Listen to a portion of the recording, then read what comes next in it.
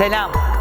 Görünmeyen dünya, öteki taraf. Sınırın ötesindeyiz. Bugün size ne anlatsam dedim. Sonra hatırladım. Zihninizin hayal deyip geçtiği ama aslında ruhun paralel hayatlar arasında mekik dokuduğu o akıl almaz boyutsal kaymaları anlatayım dedim. Bugün size direksiyon başında sadece yol değil, gerçeklik değiştiren ve kendini bir anda hiç tanımadığı bir hayatın içinde bulan Selim Bey'i anlatacağım. Selim Bey benim danışanımdı. Bunu bana nasıl anlatacağını bilemiyordu.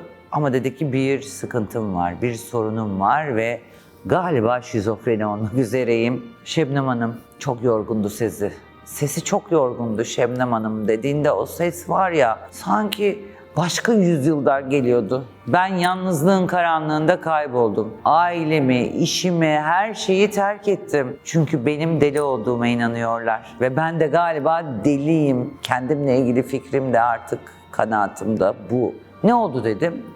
Bir akşam arabayla eve dönerken bir anlık gözümün önü karardı.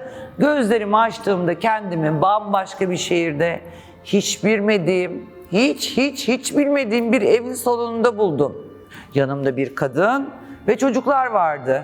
Hatta siz de şimdi başka yorum yapabilirsiniz dedi. Baba hoş geldin diyorlardı. Dedim ki sevgili Selim Bey'e yok. Başka bir yorum yapmayacağım. Şaşırmadı. Bu tarz hikayeleri biliyorum ve gerçektiler. Sonra dedi sanki orada bir ömür geçti. Belki 20 yıl, belki 10 yıl. İşim farklıydı, evim farklıydı, dostlarım farklıydı, annem farklıydı, babam farklıydı, kardeşlerim farklıydı dedi. Yine bir gece uyudum ve sabah kalktığımda kendimi yine kendi evimde, eski hayatımda buldum dedi. Zihnim bana oyun oynuyor. Olmayan bir hayatı uyduruyorum diye herkesten kaçtım dedi. Peki dedim. Peki Selim Bey, yani bunu yaşadığınızda yıl kaçtı? Gerçekten o 10 yıl, 20 yıl geçti mi? Siz bu hayata döndüğünüzde aynı yıl mıydı? Diye sordum. Bunu cevaplamasam dedi. Ama ben biliyordum cevabı. Onun tek bir sorusu vardı o danışmanlığı alırken. Ben nerede kayboldum? Bana yardım edin diyordu. Biraz önceki sorusunun cevabını ben biliyorum dediğimi de onun özeli olduğu için anlatmayacağım. Enerjisel boyutta da bir anlaşmamız var onunla. Çünkü siz hadi oradan diyeceksiniz. Orası sizde de soru işareti kalsın. Evet, biz o günkü danışmanlığa geçelim. Odadaki enerji aniden iki farklı frekansın çakıştığı gerilimli havaya büründü birdenbire. Zaman, mekan yine aradan çekildi. Selim Bey'in o geçiş yaptığı o saliseye, evet saniye bile değil, saliseye, o boyutsal yırtılmaya bağlandı. Derin en derine niyet ettim. Saf bilinçle, koşulsuz sevgiyle ve en doğru bilgiyi almaya niyet ettim. Bilinç tamamen ortadan kalktı. O saf beyaz nur ışığı göründü. Kendime sordum, bu bir halüsinasyon mu?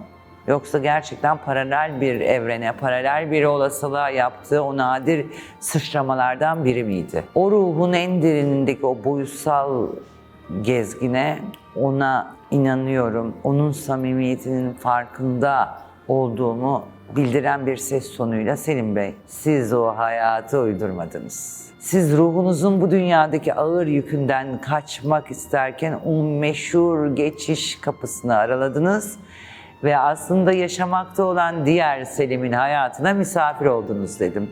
O şehir, o aile, o koku hepsi sizin diğer bir olasılığınızdı. Zihniniz delirdiğini sanarak sizi yalnızlığa itti. Çünkü bu devasa gerçeği sığdıracak bir yer bulamadınız dedim.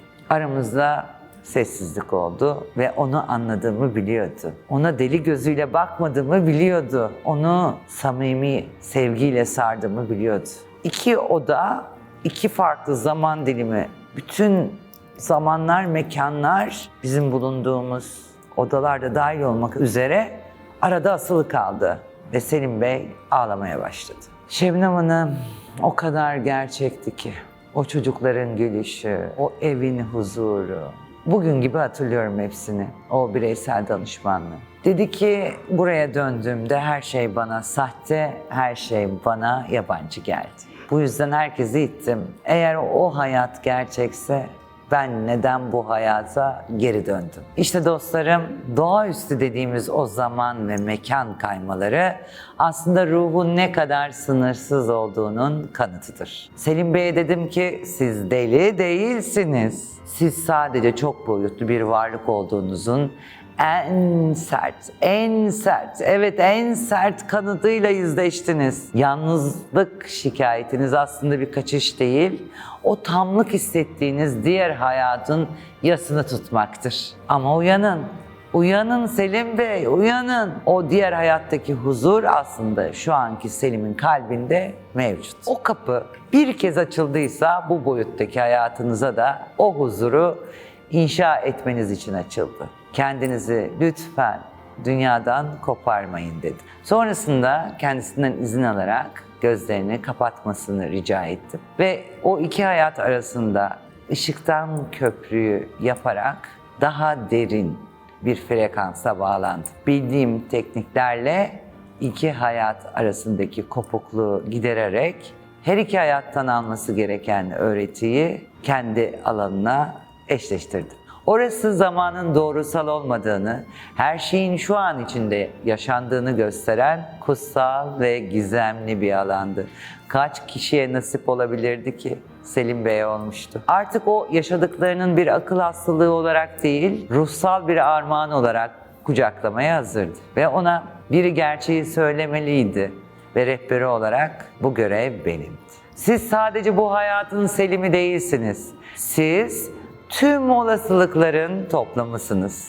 O diğer hayatta tattığınız o sevgi aslında bu dünyadaki emanetinizdir. Kaçmak yerine o sonsuz huzuru bu yalnızlığınıza gelin merhem yapın. Ruhunuz o çok boyutlu bildiği için artık bu dünyanın dar kalıplarına sığmak zorunda değil. Uyanın Selim Bey, o kapılar kapansa da o ışık artık sizin içinizde asla sönmeyecek.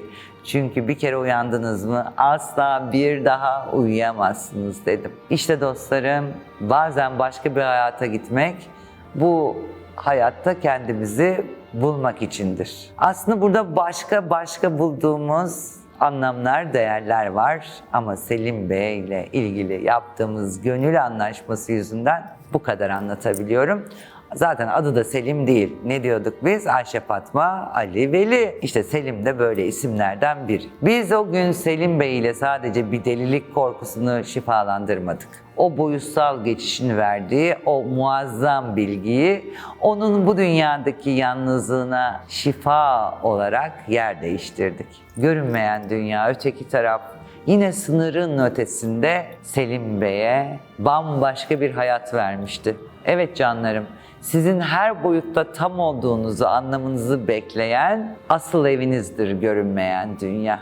Ve kuantum alandaki tüm olasılıklar, düşündüğünüz her şeyin olasılıklarının asıllı olduğu yerdir. Bir gün karar verdiğinizde siz de o kuantum alandan, başka bir paralel evrenden olanı alanınıza frekansla eşleştirebilirsiniz. Selim Bey de bunu yapmıştı. Lütfen canım ruhsal kardeşlerim, gerçekliğinizden kaçmayın, sonsuzluğunuza uyanın. Bugün o Selim Bey'in adı Selim, gerçek adı farklı.